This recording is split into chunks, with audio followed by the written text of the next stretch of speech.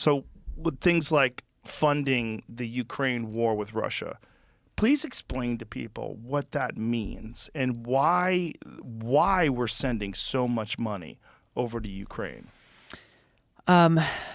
So let's start with that. Let's start with the military-industrial complex. Okay. What is it? Who is it? It is these massive defense corporations who make all these different weapon systems, from the smallest to the most powerful nuclear weapons and missiles. When we are at war, they make a lot of money. When politicians, even if we're not at war but are threatening that we may go to war, they make a lot of money. And these decisions are not made within the context of, hey, what does our military actually need? What do we need to ensure that our military is ready to defend our country and our national security interests?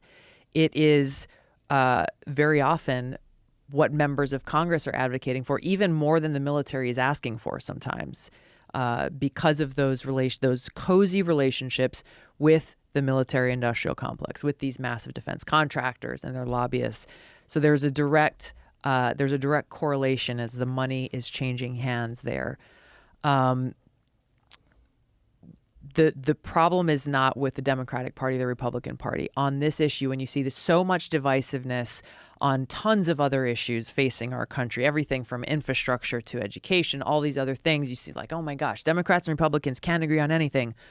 This issue of putting our country in a continual state of war is supported by leaders in both parties and the majority of people in both parties. And it's directly tied to the military-industrial complex's influence and tied to people who, want to act and look tough, but aren't asking the most important questions like, okay, if we do this, will this help the American people or hurt the American people? If we vote to, send these billions of dollars to Ukraine, is that strengthening our national security or undermining it? You'll hear a lot of rhetoric, especially recently, saying, hey, if we've got to send all this money to Ukraine, otherwise Russia's going to come and attack us.